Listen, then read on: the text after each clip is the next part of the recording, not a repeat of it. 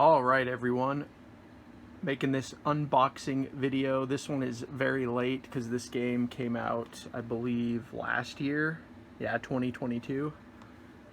But I just was able to pick it up. I only paid $25 for this game on eBay, just so you guys know. So this game has gone down in price. And I've played it for probably about 10 hours. I actually bought this before Resident Evil 4, so I've been just playing that recently. But I played this for about 10 hours, and you know, I like it, but I don't really like it as much as the first game. There's a lot of debate on that online. That's not really the point of this video. The reason I wanted to make this unboxing, and also to compare it to Dying Light 1, which I also have the physical copy of. This is an older copy, so I don't know if you're able to get this one as easily. But this is like the original day one Dying Light that I bought in 2015. I remember when this came out. I was a big fan of Dead Island. So when Dying Light was announced and the whole night-day cycle, you know, it seemed like a mix of like Resident Evil and Dead Island. And funny enough, the main character you play as, Crane, in this game, they actually got the same voice actor that did Chris Redfield in Resident Evil 5 and 6. So I thought that was cool. That was like a cool little tie-in. And then in this game, I did a quest where I think that there were characters named Chris and Leon, and Chris dies, but Leon survives, or something like that. There's a lot of Resident Evil references in these games, so I've always liked the Dying Light franchise. But the reason, again, like I said, to not digress too much, why I'm making this particular unboxing video is because I always complain about manuals and, you know, nothing in the game. So I wanted to make kind of an unboxing for you guys to kind of show you what I mean, what I kind of even expect when I buy a physical copy of a game. Not that it's really going to happen most of the time these days, but you know, this is a game from just last year, and it kind of did it. So I'll kind of show you. We'll do Dying Light 2 first. So as you can see, great box art. You know, I actually kind of, at first I didn't really like the new Series X. As you can see, they kind of got rid of the green up here. At first I didn't like it, but you know, I'm starting to like these Series X cases a little bit more. The only thing I don't like is, a lot of people have complained, is when you put the spine there,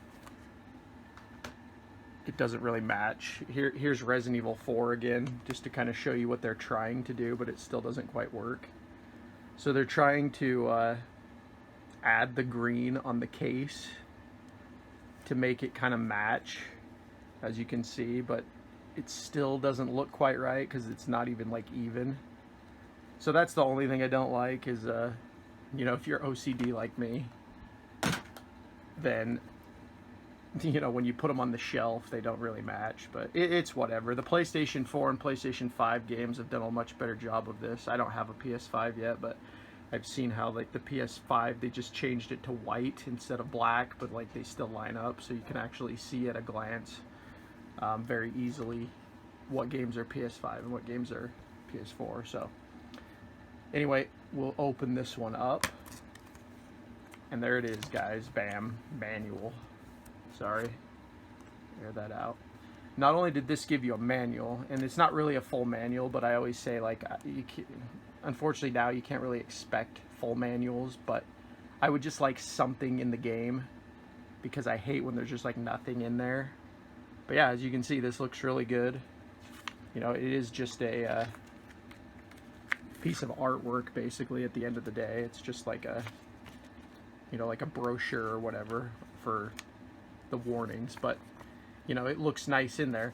And then another thing that I really like, I guess I'll just take this out to show you. Another thing that I really like about this Dying Light 2 is they have an inverse cover. So as you can see, that's pretty cool as well, because they've got a manual, and they've got a manual, and they've got an inverse cover, which I don't really use the inverse cover as much, but it's still cool, because even when you have it like on the inside of the box, as you guys can see, even when you have it on the inside of the box, like, it still looks cool. It adds another element. So this is kind of what I mean when you always hear me complain, for those that don't know, maybe like the younger audience, that you know, they didn't game as much back in the 360 days and the PlayStation 3 days because you guys were too young. But or maybe you just didn't pay attention, I don't know. But yeah, like games now, they just don't put anything in the game. I think the most I've got in a game in the last like 5 years was Cyberpunk, and then before that was The Witcher. So CD Projekt Red still does it to a good extent, but literally most game companies, even Bethesda used to give out like maps and all sorts of cool stuff with their games. They don't give out anything anymore. But again, like I'm saying, if at the bare minimum, this is just what I would like to see more from developers. You know, an inverse cover and like some kind of artwork to go inside the box. And then I'll kind of show you what Dying Light 1 came with, just to kind of complete this video here.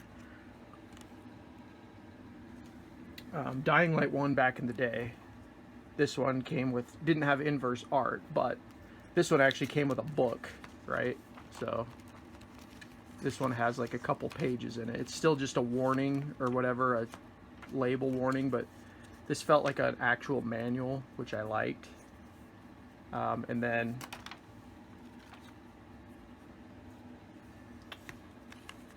it came with this DLC code as well, which I think that this is a free DLC now. And again, this is the regular version. I think if you bought Dying Light 1 now, you can get like the enhanced version, which comes with like everything now, and it's cheaper. So a lot of people might go that route, but I doubt there's any of this stuff in it if you care about this.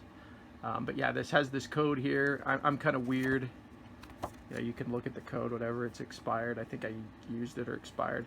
I'm kind of weird. I like to keep these little inserts, these little DLC inserts. You know, they're kind of pointless, but again, I like the extra stuff in there. And then this is what I really like. It's something CD Projekt Red usually only does, is they give you like an actual like thank you letter. These are also cool. So just kind of showing you like what games used to do. And this was just back in 2015, you know, this is when it started. It really started back in like, I remember the first game I ever bought where there was like no manual at all was, I think it was Mass Effect 3 back in 2012, or maybe even before that. It could have been Mass Effect 2. But that was just when games, like, it's been over 10 years now, that was when games just kind of stopped doing this as much, and very annoying. So anyway, that's kind of the video, guys. You know, this is just a kind of a different unboxing, but, you know, I'm sorry, this is like, next time I do these, I'm going to get like a proper stand because this pillow is not working. You always hear me complain on the channel about how they never come with manuals, which I probably still will in future videos, just because, you know, you never know when new people watch. But I wanted to give you guys an example of it done right, and the fact that they did it with Dying Light 1 and 2, it just proves that Techland, the developer, and then WB was their publisher on the first game, but you don't see it on this game. So I don't know. I think they're self-published now. I don't actually know who publishes Dying Light anymore. But I just wanted to show you like how even in the modern day, like a gaming company can still kind of stick to the way that they like to box their games. And so yeah, when they don't put a manual in it, it's just sheer laziness, you know, especially with Resident Evil. If you guys watch my Resident Evil 4 and Dead Space recent unboxings, it's getting so bad that they're not even putting like a code in there to get the extra DLC if you buy it day one. So there's no longer like a pre-order incentive. You just buy it and then you have to go onto the Xbox Marketplace or PlayStation Store and actually pay for the extra deluxe content. It doesn't come with the game. And so that's another really annoying trend that I'm seeing a lot in games, is that you'll pay $60, sometimes over $60. I think Dead Space, it was like $75. So that one cost even more. And you don't get any deluxe content. So gaming is kind of doing this sneaky thing where like they want to increase the prices of games, but they don't know how to do it without making everyone mad, you know, because of inflation and all that. So they're just like doing these like extra deluxe things, which as a whole, like I'll say the Resident Evil 4 DLC pack that I've been playing does add quite a bit to the game, but you know, as a whole, they don't really add much to the game. But if you're like a completionist like me, then you still want it. So yeah, that's kind of an example. So as you can see, just wanted to make that real quick. I'm kind of rambling at this point, so I'll cut the video off. But yeah, that is kind of the video of the Dying Light 1 and Dying Light 2 unboxings, as well as an explanation of like why I care about this so much, and then, you know, what I think is the proper way to do it. You know, if developers ever see this, or probably not. I'm not a very big channel on YouTube, but I really don't focus on YouTube as much anymore anyway.